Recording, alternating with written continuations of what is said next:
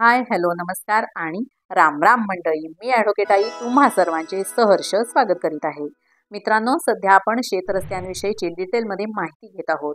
आता हा शेतरस्ता म्हणजे काय किंवा या शेतरस्त्यासाठी कायद्यात कोणकोणत्या तरतुदी आहेत आणि कोणत्या कायद्यानुसार या शेतरस्त्याचा अधिकार आपल्याला मिळू शकतो याविषयीची माहिती असणारा व्हिडिओ मी ऑलरेडी माझ्या चॅनेलवर अपलोड केला आहे. व्हिडिओची लिंक मी वरती आय बटनवर आणि खाली डिस्क्रिप्शन बॉक्समध्ये देत आहे. तो व्हिडिओ तुम्ही नक्की बघा.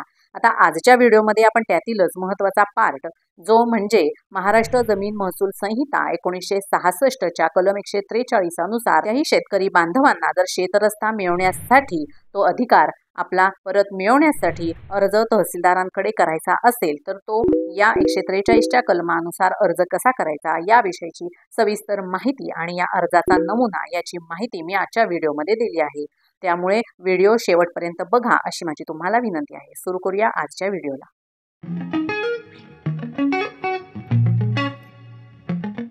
कलम 143 अनुसार अर्ज कसा करायचा. महाराष्ट्र जमीन महसूल अधिनियम 1966च्या कलम 143 अनुसार ज्या शेतकऱ्याला आपल्या जमिनीत जाण्यासाठी रस्त्याची गरज आहे त्याने तसा अर्ज तहसीलदारांकडे करणे गरजेचे आहे. या अर्जासोबत ज्या गटाच्या बांधावरून रस्ता पाहिजे आहे त्या गटाचा कच्चा नकाशा व सातबारा जोडणे आवश्यक आहे.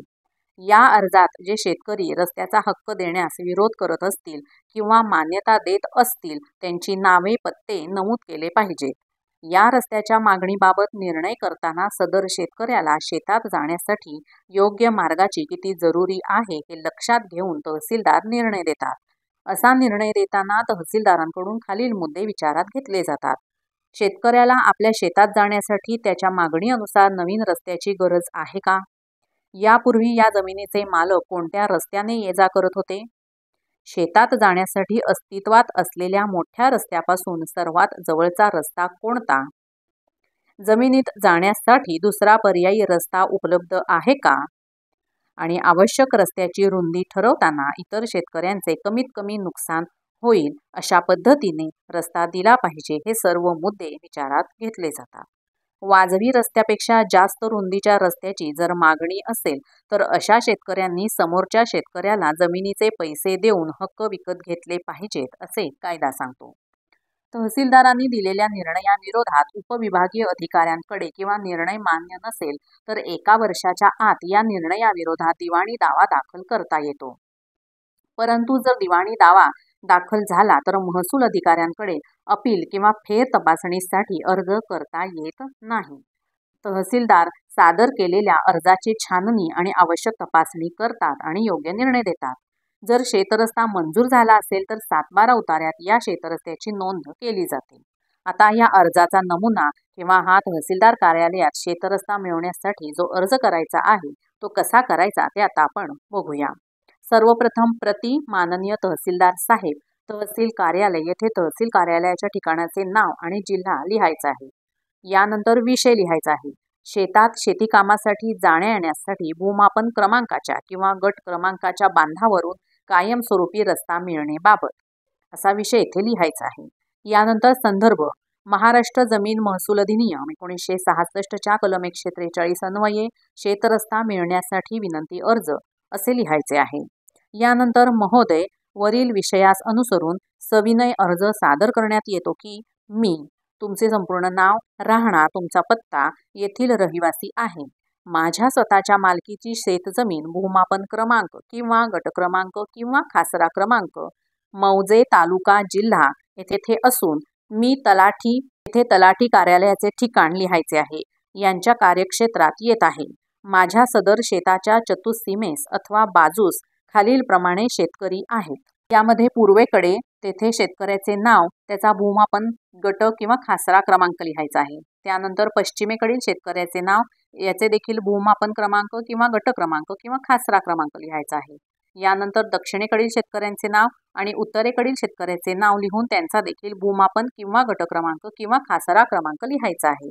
आता तुम्ही हे लक्षात ठेवा की सर्व शेतकऱ्यांच्या जमिनींचे सातबारा आणि चतुःसीमा नकाशा जोडणे या अर्जाबरोबर अत्यंत आवश्यक आहे. आणि शेवटी आपणास नम्र विनंती आहे की माझ्या मालकीच्या शेतात शेती कामासाठी जाण्या येण्यासाठी, शेतीमाल व अवजारे ने-आण करण्यासाठी तसेच शेतमाल बाजारपेठेत घेऊन जाण्यासाठी शेतरस्ता उपलब्ध नसल्यामुळे खूप अडचण होत आहे। सदर प्रकरणी महाराष्ट्र जमीन महसूल अधिनियम 1966च्या कलम 143 अन्वये भूमापन क्रमांकाच्या किंवा गट क्रमांकाच्या बांधावरून कायमस्वरूपी शेतरस्ता मिळणेबाबत योग्य ती कार्यवाही करण्यात यावी ही नम्र विनंती। धन्यवाद। कळावे आपला विश्वासू येथे तुमची सही करायची आहे आणि त्याच्या खाली तुम्ही शेतकरी म्हणजेच अर्जदाराचे नाव लिहायचे आहे, पत्ता लिहायचा आहे, फोन नंबर किंवा मोबाईल क्रमांक लिहायचा आहे। आता पुढचा मुद्दा म्हणजे मामलेदार कोर्ट ऍक्ट अनुसार अर्ज प्रक्रिया काय आहे ते बघूया। एखाद्या शेतकऱ्याचा अस्तित्वात असलेला रस्ता जर अडवला गेला तर मामलेदार कोर्ट ऍक्ट अनुसार साधा अर्ज करणे अपेक्षित आहे। हा अर्ज शेतकऱ्यांच्या शब्दात असला तरी चालतो, त्यासाठी फार औपचारिक व कायदेशीर भाषेची आवश्यकता नसते। अर्जाच्या सुरुवातीला माननीय मामलेदार न्यायालयात किंवा कोर्टात कलम 5 अन्वये अर्ज असे नमूद करणे गरजेचे आहे। अडथळा निर्माण करणाऱ्या सर्व शेतकऱ्यांची नावे, पत्ते तसेच त्यांचा 7/12 व गट नंबर, नकाशा हे सर्व त्या अर्जासोबत जोडले तर उत्तम होईल। या अर्जात किंवा मजकुरात खालील घटक मात्र नक्की तुम्ही नमूद करणे आवश्यक आहे। एक म्हणजे रस्ता पूर्वापार वहिवाटीचा आणि चालू वापरामध्ये आहे। 2 नव्याने रस्त्याची मागणी या कलमाखाली करता येत नाही आणि 3 रस्त्याला अडथळा निर्माण केला गेला असला पाहिजे। असा अडथळा निर्माण केल्यापासून 6 महिन्याच्या आत असा अर्ज मामलेदार कोर्टात देणे अपेक्षित आहे। यानंतर अर्जाच्या शेवटी रस्त्यास केलेला अडथळा काढून टाकून या शेतकऱ्याला सदर रस्त्यावर पुन्हा अडथळा निर्माण करण्यापासून मनाई करण्यात यावी अशी मागणी तुम्ही केली पाहिजे।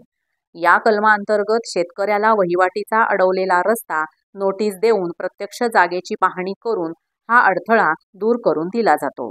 मामलेदार कोर्ट ऍक्टनुसार तहसीलदार यांना दिवाणी कोर्टाचे अधिकार प्राप्त झाले आहेत। त्यामुळे या कायद्याअंतर्गत एकदा मामलेदारांनी आदेश दिल्यानंतर त्याची जर अंमलबजावणी झाली नाही तर पोलिसांनी त्या व्यक्तीविरुद्ध कारवाई केली पाहिजे। मामलेदारांनी केलेल्या निकालाविरुद्ध अपील करण्याची तरतूद कायद्यात नसल्यामुळे हे अपील करता येत नाही, परंतु अगदीच निकाल तुम्हाला मान्य नसेल तर मर्यादित स्वरूपाची फेर तपासणी उपविभागीय अधिकारी करू शकतात। परंतु रस्त्याच्या वहिवाटीस कोणताही अडथळा निर्माण केला गेला असेल किंवा तो निर्माण करण्याचा प्रयत्न केला गेला असेल तर तसा अडथळा निर्माण केल्याच्या दिवसापासून 6 महिन्यांच्या आत मामलेदार कोर्ट ऍक्ट अनुसार कलम 5 अन्वये अर्ज किंवा दावा मामलेदार कोर्टात करणे गरजेचे आहे। महाराष्ट्र जमीन महसूल कायदा 1966 व मामलेदार कोर्ट ऍक्ट 1906 अनुसार वहिवाटी संबंधी किंवा शेतरस्त्यासंबंधी दिलेल्या आदेशाची नोंद संबंधित शेतीच्या भूमापन क्रमांकाच्या 7/12 उतार्यावर इतर हक्कात किंवा अधिकारात लिहिली जाते। त्यामुळे या आदेशाला कायमस्वरूपी कायदेशीर मान्यता प्राप्त होते। मित्रांनो, माझा आजचा व्हिडिओ तुम्हाला आवडला असेल तर लाईक, शेअर आणि सबस्क्राईब करायला विसरू नका। भेटूया माझ्या पुढच्या व्हिडिओमध्ये। धन्यवाद।